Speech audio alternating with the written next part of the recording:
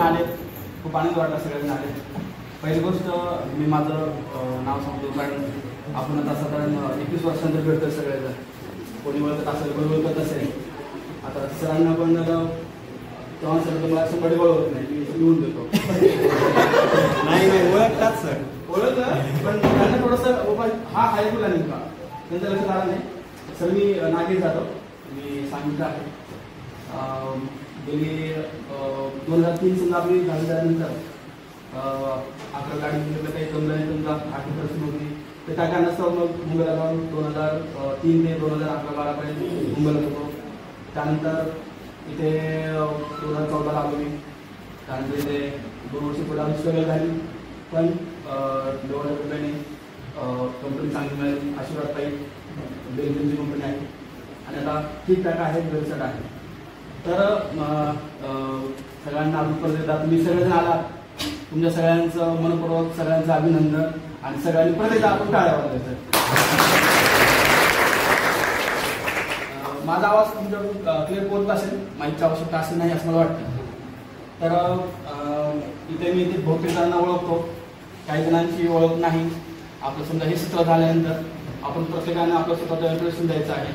मग तुम्ही कुठे समजा गाव तुमचं प्रॉपर लग्नाच्या अगोदरचं गाव कोणतं, लग्नानंतर तुम्ही कुठे आहात, म्हणजे माझं काय करतात विश्लेषण पूर्ण आपल्याला माहिती पाहिजे.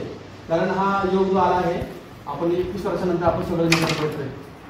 तर ह्या योगासाठी आम्ही गेली 2 वर्ष 3 वर्ष आम्ही सातत्याने प्रयत्न होतो की आपल्या सरांसोबत, आपले जे जुने मित्र होते ते सगळ्यांसोबत एकत्र यावं, सगळ्यांचे सुख दुःख एकत्र वाटावे. कोणी कसं पुढं आलं, ह्या सगळ्या गोष्टीत आपल्याला सगळं जाणीवपूर्वक माहिती आहे. कोण कसं केलं, सगळ्यांना स्ट्रगल केलेलं आहे.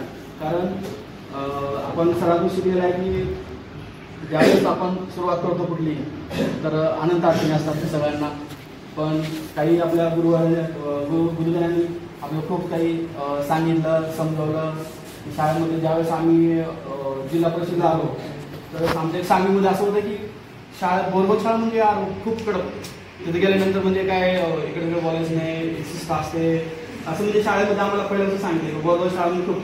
आणि इथे जास्ती म्हणजे संस्थेला आल्यानंतर खूपच कडक आहे. आणि मेन म्हणजे चव्हाण सरांचं नाव पुढे यायचं कंटिन्यू. तर का ते कारण ते एकदम शिस्तबद्ध. शाळेमध्ये गेल्यानंतर एकदम सायलेंट, आणि विशेष म्हणजे आणि इंग्लिशचा विषय त्यांच्याकडे. आणि आपण सगळे ग्रामीण भागातले. ज्यावेळेस ते वर्गामध्ये यायचे आणि फर्स्ट पेज पुस्तकात ओपन करायचे, तर डायरेक्ट इंग्लिशमध्ये स्टार्ट.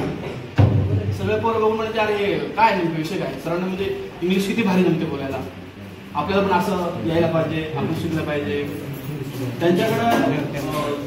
त्यांच्याकडे जी शिकवण होती ती अजून पण आमच्या लक्षात आहे.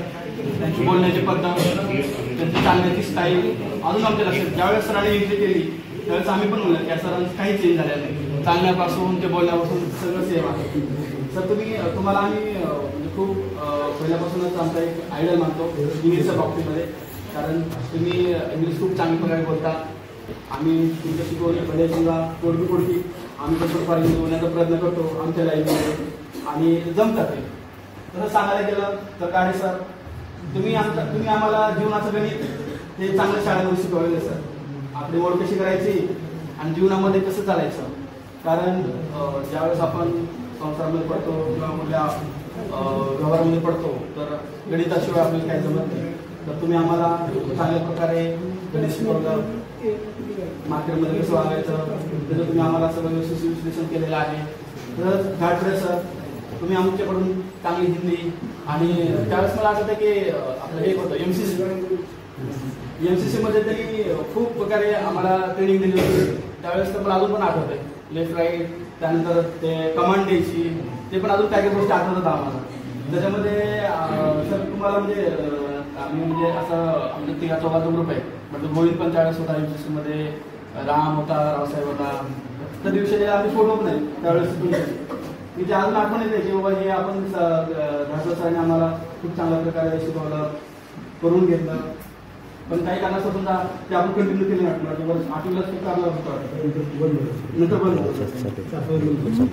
तर तुम्ही सगळ्यांनी आलात, तुम्ही तुमच्या वेळ काढला, आमच्यासाठी वेळ दिला. कारण आपण म्हणल्यासारखं की सगळ्याला दिवाळीचं काम असतात, कुणाकडे जायचं असतं, कुणाकडे जायचं असतं.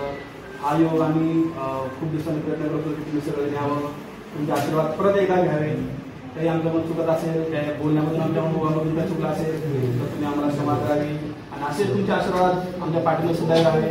अजून योग बोलण्यानंतर दमली किंवा अजून 20 वर्षानंतर अजून कधी योग आला तर परत आपण गेट टुगेदर ठेवू.